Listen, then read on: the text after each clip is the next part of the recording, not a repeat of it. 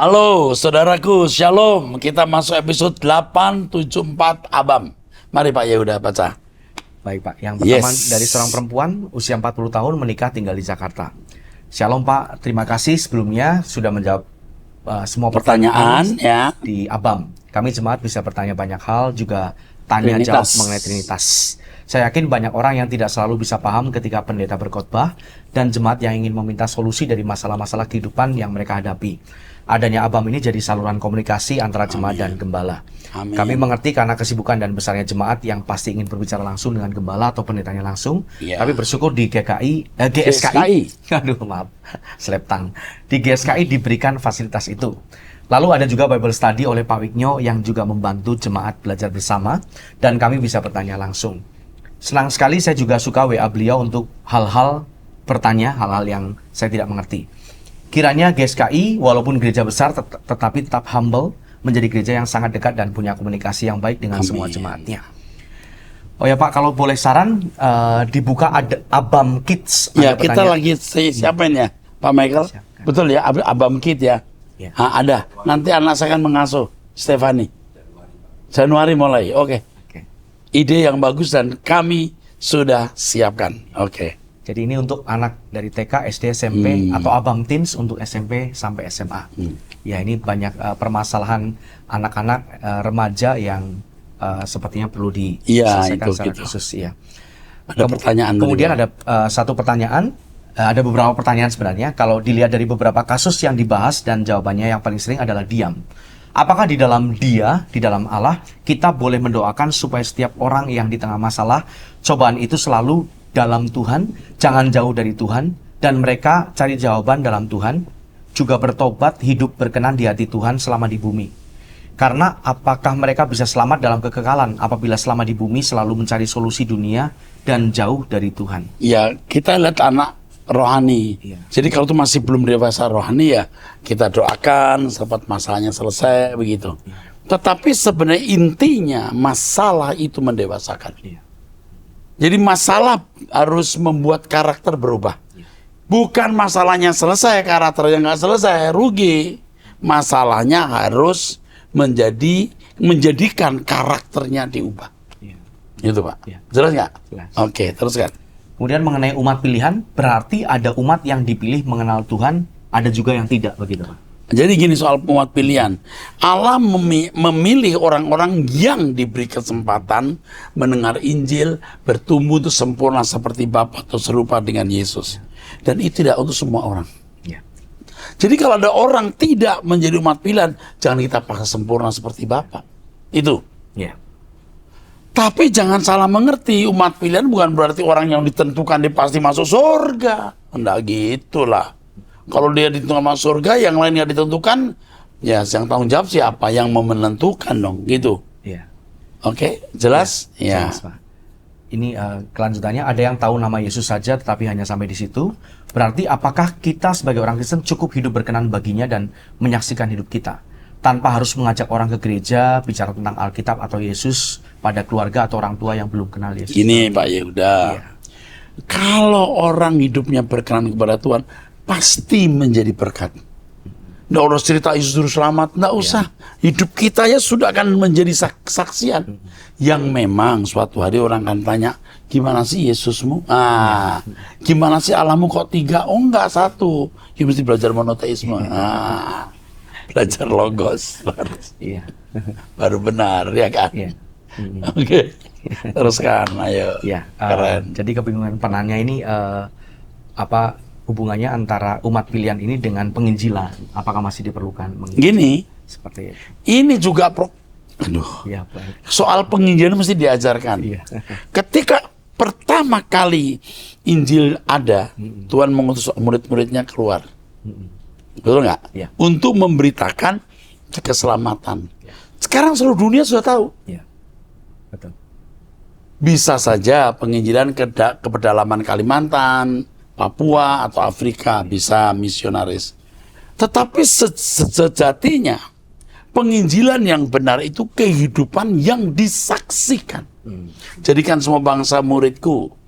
Jadilah saksi. Itu berlaku bagi semua orang Kristen. Tapi menjadikan semua orang murid Tuhan tidak harus mesti menginjil dengan perkataan. Bagaimana semua kita itu berdampak bagi orang, itu aja. Ada yang menjadi misionaris, full timer, ada yang jadi penginjil full timer, ada yang jadi ibu rumah tangga tapi menjadi berkat bagi keluarga besarnya. Cukup. Nah, di situ baru Tuhan akan menunjukkan siapa umat pilihan, siapa yang tidak. Jadi jangan mencoba mengkristenkan orang. Hidup kita jadi kesaksian cukup. Jelas nggak? Jelas. Ada yang mau ditanyakan saya lagi? Ada bingung? Dia punya wajah ada bingungnya soalnya. Ini Pak, ada panggilan khusus untuk misionaris yang pergi ke daerah-daerah begitu Pak. Tapi tidak semua orang harus pergi ke Kan ada jawatan rasul, nabi, penginjil, ya kan, guru agama, gembala. Itu kan jawatan khusus. Khusus ya Pak. Orang maju perang tidak semua pegang senjata, ada yang bikin peluru, ada yang masak, ada yang bikin selimut. Ya itu kan tim. Betul. Paham nggak? Ya, paham. Ya kita. Jadi kalau pengusaha tidak menginjil, tapi dia cari uang, uangnya itu membuat penginjil sampai ke pedalaman. Itu juga dia punya peran, jelas nggak? Jelas. Oke deh. Jadi mungkin yang dia pusingkan gini loh. Kalau umat pilihan, karena mesti menginjil. Nah, untuk menemukan umat pilihan kan harus menginjil. Tapi kalau mau terima ya silahkan, nggak terima ya sudah. Kalau yang terima ini umat pilihan. Harus diproses untuk sempurna seperti Bapa atau serupa dengan Yesus. Oke? Sip. Teruskan. Berikutnya Pak, dari seorang perempuan berusia 41 tahun, menikah, tinggal di Manado. Shalom Pak Erastus, saya ingin bertanya perihal hari kelahiran Tuhan Yesus, sejarah dan latar belakangnya, dan kaitannya dengan Kolose pasal 2 ayat 16-17. Karena itu janganlah kamu biarkan orang menghukum kamu mengenai makanan dan minuman, atau mengenai hari raya, bulan baru, ataupun hari Sabat. Semuanya ini hanyalah bayangan dari apa yang harus datang, sedang wujudnya ialah Kristus. Karena ada sebagian orang menganggap bahwa merayakan Natal adalah penyembahan kepada Dewa Matahari. Bagaimana kita menyikapinya Pak? Terima kasih. Ya, sekarang lihat aja orang merayakan Natal nyembah Dewa Matahari nggak? Enggak. Ya itu kan orang picik ya. Jadi memang tidak pernah diketahui dengan tepat kapan Yesus lahir. Ada yang mengatakan bulan Maret, ada yang April, tapi juga ada yang membuktikan itu pada bulan Desember. Yang penting dalam merayakan Natal, kita memberitakan adanya juru selamat yang datang ke dunia. Itu aja yang penting. Merayakan Natal tidak seperti merayakan hari ulang tahun. Kalau hari ulang tahun kan diusahakan tepat tanggalnya. Kalau tidak, bulannya masih masuk. Gitu ya. Makanya ada perayaan Natal perayaan ulang tahun bareng-bareng. Yang satu 5 Februari, yang satu 10 Februari, yang satu 15 Februari, satu 20 Februari. Udah rame-rame bulan yang sama. Merayakan Natal tidak seperti merayakan hari ulang tahun. Kita tidak tahu kapan tepat waktunya. Tetapi yang penting ada pemberitaan tentang juru selamat yang datang ke dunia. Yesus juru selamat. Oke? Ya itu amin aja. Ya kan? Oke. Jelas nggak itu? Jelas Pak. Oke. Baik, dari laki-laki, seorang pria berusia 32 tahun menikah, tinggal di Bekasi. Tapi saya masih terganggu nih gini. Dulu memang Epifania itu perayaan untuk menyembah matahari. Pertama kali matahari terbit, itu diubah ya. Hari rayanya orang kafir jadi hari Natal, betul. Ya enggak apa-apa, kita kan berkuasa mengubah. Yang penting isinya, ya. Oke deh, terus. Definisikan ulang. Oke, terus. Baik, pertanyaan selanjutnya dari seorang laki-laki 32 tahun menikah, tinggal di Bekasi. Shalom, mau bertanya perihal uang atau bisnis. Saya senang dan saya bimbang juga. Apakah ini berkat atau jerat dari setan? Ada sebuah warung makan cukup laris manis dan terkenal di daerah tersebut. Suatu ketika warung itu mengalami masalah keuangan dalam keluarga. Dan spontan saya ditunjuk untuk memodalinya dengan sistem bagi hasil di setiap keuntungan. Pada setiap jam tutup warung, saya selalu menerima uang persenan kurang lebih 10% dari semua pendapatan. Tapi modal akan dikembalikan 100% dengan perjanjian tertentu. Apakah ini berkat atau jeratan iblis? Terima kasih, Tuhan Yesus memberkati. Jawaban saya kan berdoa aja. Tapi bukan satu dosa ini. Tapi berdoa, kalau memang Tuhan mengendaki itu ya oke. Nggak masalah. Kok jerat iblis? Ya enggak, yang penting kan untungan. Cuman, apa jaminan uang yang 100% itu akan dikembalikan? Itu masalahnya. Ya kan kalau lagi orang pinjem duit kan mulut manis, Iya. gila ditagih jadi mulut busuk kan. Jadi kan memang di mana-mana begitu. Nah, jadi kalau menurut saya selain 10% minta dicicil sekalian. Iya.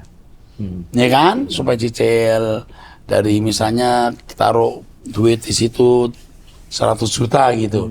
Selain 10% 10 juta tambah 5 juta, tambah nyicil. Iya. Nah, nanti kalau udah uangnya balik tetap minta ya dapat 5% saja atau apa sampai setahun atau 2 tahun. Gitu, paham maksudnya? Iya. Tetap dapat yang 10% tapi tinggal setahun atau 2 tahun. Fair. Iya. Oke? Iya. Jangan terus unlimited terus sampai warung itu jebol. Nggak boleh. Jadi utang setelah 10 juta misalnya kan, tambah 5 juta terus, atau kalau dia 10 tambah 10 Iya. sampai selesai. Setelah selesai dia tetap memberikan 10% selama setahun. Iya. Oke. Nggak kepikir orang dagang gitu. Iya, Pak. Ya, kalau orang dagang kepikir biasa dagang jadi nggak lumayan. Oke, teruskan. Ya, yang berikutnya ini sebuah kesaksian Pak dari seorang perempuan berusia Mana? 60 tahun, tinggal di Yogyakarta, sudah menikah. Saya tidak mengajukan pertanyaan, hanya mau bercerita. Setelah mengikuti doa pagi, mendengarkan khotbah dan sebagainya, sekarang apa yang saya kerjakan selalu berhasil. Woi. Ya, walau boleh dikata sangat terlambat karena usia saya, tapi sangat bersyukur, puji Tuhan dengan perubahan ini.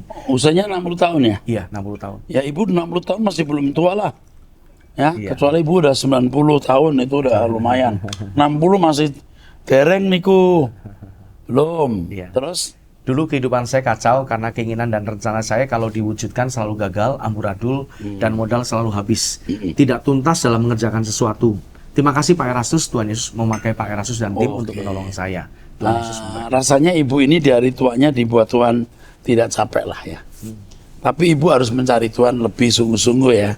Ibu harus berkemas-kemas ya. Soal keinginan ibu yang selalu dituruti Tuhan apa diwujudkan itu nggak masalah besar, Bu. Toh semua kan kita tinggalkan, misalnya ibu pengen apa? Berlian. Ibu pengen punya rumah, pengen punya villa di Parangtritis. Misalnya gitu kan. Udah turuti juga setelah itu mau apa? Hah? Iya. Ibu mesti berkemas-kemas, itu yang penting ya. Oke, Tuhan berkati ya. Tuhan berkati. Ya, terus. Ya, pertanyaan dari seorang laki-laki berusia 19 tahun, belum menikah, tinggal di Bekasi. Keren ini. Masih Shalom muda. Pak Eras, saya mau bertanya, apa perbedaan antara Allah mencintai dunia, Allah cinta dunia dalam Yohanes 3 ayat 16, dengan percintaan dunia? Jadi Allah mencintai dunia artinya mencintai manusia yang hidup di dunia. Bukan dunia atau materinya, manusianya. Percintaan dunia artinya menyukai hobi, kesenangan, materi, benda-benda dunia, kehormatan, itu. Itu percintaan dunia namanya. Kalau nggak punya ini rasa belum lengkap, kalau belum punya hobi ini, wah hidupnya di belenggu hobi, ya, susah. Ya. Itu percintaan dunia. Terus Pertanyaan berikutnya dari penanya sama, apakah akan ada GSKI di Ibu Kota Nusantara untuk tahun depan? ya iyalah, masuk nggak ada, ya kan? Iya. Kami juga sudah punya tanah di sana. Saya punya tanah, ya. Tuhan memberkati saya dengan tanah. Atas nama anak saya. Kita bilang nanti ini untuk gereja. Untuk gereja, untuk pelayanan. Ada. Di Dan IKN itu di ada ibu kota, ya. Ibu Kota, ya. Itu pemberian orang juga sebenarnya. Ya.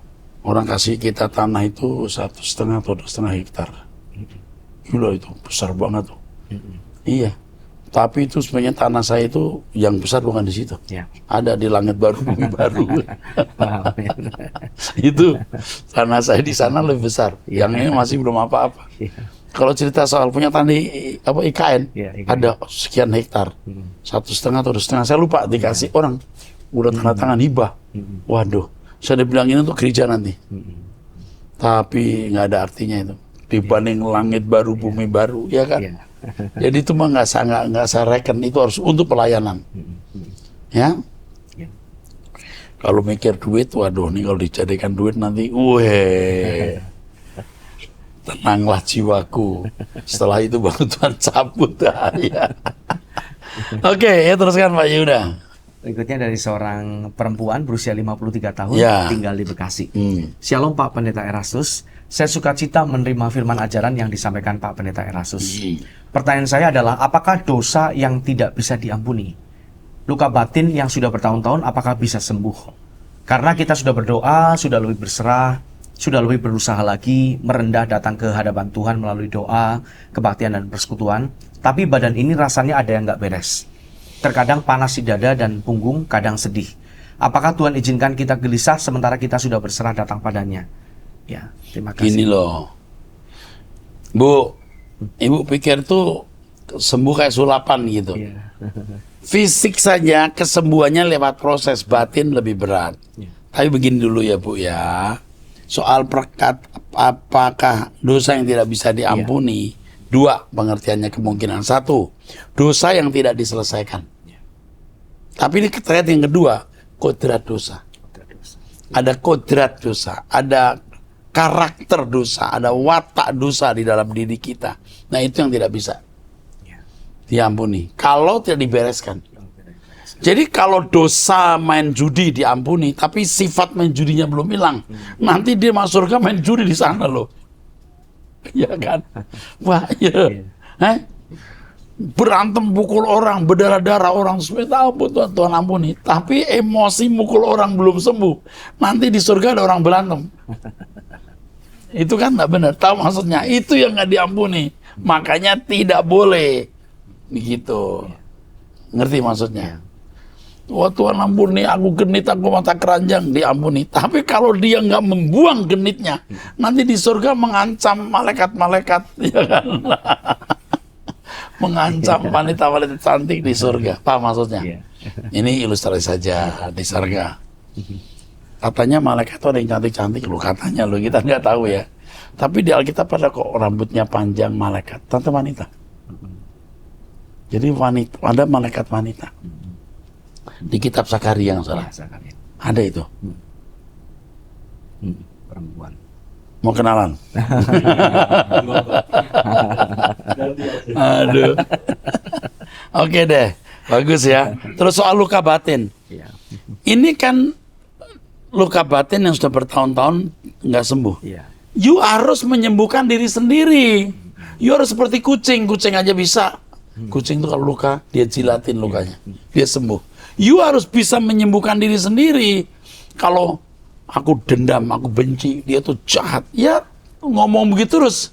Katakan gini, aku ampuni dia. Dosaku lebih besar dari kesalahannya kepadaku. Kasihan dia waktu dilahirkan juga tidak ingin jadi jahat. Betul gak? Gak ada orang yang lahir mau jadi jahat. Seandainya sebelum lahir dia boleh memilih, dia gak mau jadi orang jahat. Suruh pilih jadi orang sangat baik, baik, kurang baik, jahat, jahat sekali. Pasti pilih yang sangat baik. Nggak mungkin aku pilih yang sangat jahat. Nggak mungkin. Jadi kalau orang jadi jahat itu bukan karena dia mau jahat.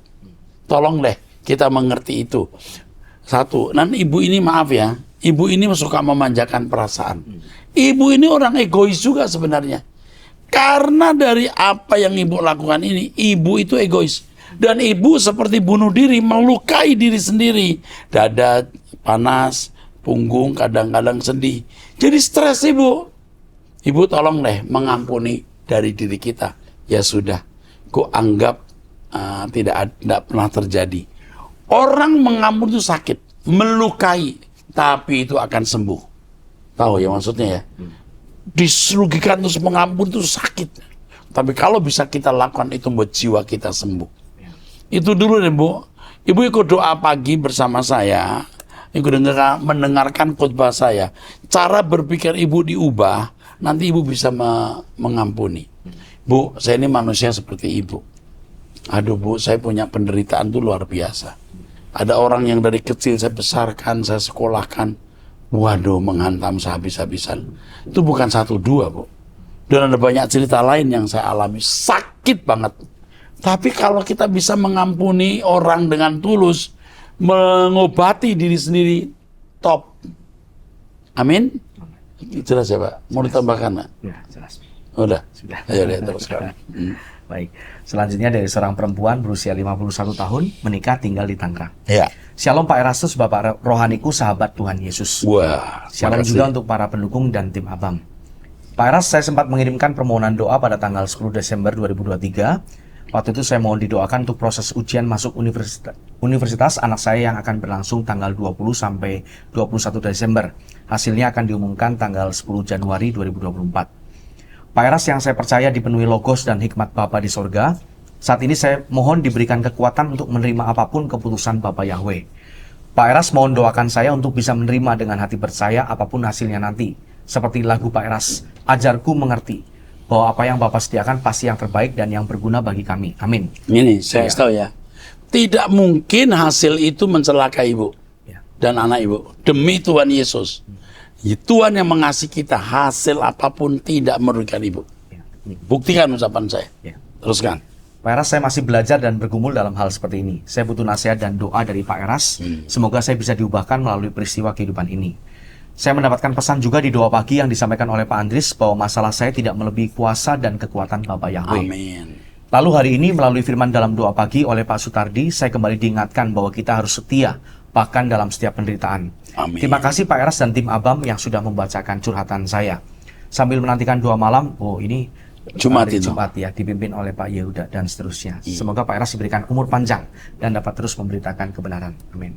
Ibu sudah menjadi anggota keluarga kerajaan Allah. Betul nggak? Tidak mungkin ibu dipermalukan. Pokoknya percaya. Saya ketemu orang yang kalau naik pesawat itu takut. Sampai dia depresi. Belum naik pesawat udah depresi. Saya bilang begini. Kamu harus percaya bahwa setiap kali naik pesawat ini pasti mendarat dengan baik. Jika tidak, mendarat di langit baru, bumi baru. Apa susahnya? Terus pergi bersama saya kan, dia tenang. Kalau dengan Pak Eras saya Bapak tenang. Tuhan akan menjaga gimana? Bukan gara-gara saya. Kamu juga disayang Tuhan.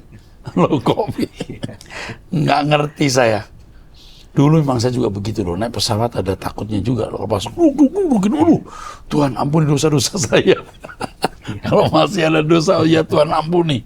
Begitu mendarat, saya lupa semua udah. Tapi sekarang begitu duduk saya tidur. Saya udah tidur. Pokoknya saya pasti mendarat. Apalagi saya mau bawa seminar, saya mau khotbah. Apalagi saya ingat GSKI masih bertumbuh, STT masih mentah begini. Pasti Tuhan belum panggil saya. Pokoknya kalau lagi guncangan saya bilang Tuhan STT Tuhan. Aduh, oke ya teruskan. Amin. Dari seorang laki-laki usia 38 tahun menikah tinggal di Banyuwangi. Ya. Shalom Pak Eras, saya telah menikah selama 5 tahun. Saat ini saya mengalami guncangan hebat dalam pernikahan saya. Istri saya selingkuh dan berulang kali meminta cerai kepada saya. Saya bersikukuh tidak mau bercerai karena saya percaya Allah benci dengan perceraian. Dan juga saya tidak mau anak saya mengalami apa yang pernah saya alami waktu saya kecil. Karena orang tua saya juga bercerai semenjak saya masih kecil. Aduh. Berulang kali saya dikhianati sampai 7 kali istri saya mengkhianati saya. Waduh, 7 kali. 7 kali. Ini mah sudah bukan jatuh, ini hobi. Iya, hobi. Lalu saya memutuskan. Aduh, 7 kali loh. Ya. Umur 37 berarti 38, istri kan. ya. Ini nikahnya juga paling masih 15 tahun gitu ya. Menikahnya 5 tahun, Mbak. 5 tahun, 7 kali. 7 kali. 1 tahun ada yang 2 kali gitu. Ini mah udah bukan ini bukan kelemahan ini. Iya. Udah jadi hobi nih. Iya. Tapi sakit loh. Orang sakit begini nih. Iya. Terus Lalu saya memutuskan untuk merantau ke luar pulau dengan harapan dapat merubah kehidupan rumah tangga kami. Tapi baru-baru ini saya dengar jika istri saya telah tinggal serumah dengan selingkuhannya dan juga telah melahirkan anak dari hubungan mereka. mestinya nggak usah ditinggal. Justru kan dia mesti punya anak. Sudah. Jangan tinggal. Dia mesti justru bersama istri. Pertanyaannya begini, kenapa istrimu sampai selingkuh? Iya. Kita nggak boleh melihat satu aspek dari pihak istrinya. Ini istri sampai selingkuh 7 kali ini kenapa? Kok saya punya hobi itu kenapa? Ini harus, Pak, kamu itu ngapain ya sampai istrimu 7 kali selingkuh itu kenapa? Lalu kenapa kamu harus mesti pergi dari rumah? Aduh, ini jawabannya gimana nih? Iya. Pusing kita jawabnya nih. Iya. Aduh, enggak, istrinya sampai 7 kali ini mungkin cantik kali ya. Iya, mungkin, Pak. Mungkin jadi dia dapat ini, gampang gitu dapat. Iya. dapat ini apa lawan tuh gampang gitu. Ibarat barang tuh bagus gitu. Aduh. Gimana ya kiranya Pak Ersus dapat membantu saya. Iya. Aduh, gini aja deh. Nomor teleponnya kita simpan, Iya. kita hubungi deh. Ini nggak bisa dijawab di sini ya. Iya. Cuman yang pertama, kenapa istri selingkuh? Kita juga harus melihat itu. Dua, mestinya didampingi. Betul nggak? Iya. Kalau kita sudah tahu jauh-jauh hari begini, you minta tolong kita punya konselor yang bisa menghubungi istrimu, Iya. mengembalakan dia. Yang ketiga, kenapa nggak dibawa ke pendeta setempat atau hamba Tuhan untuk dilayani? Iya.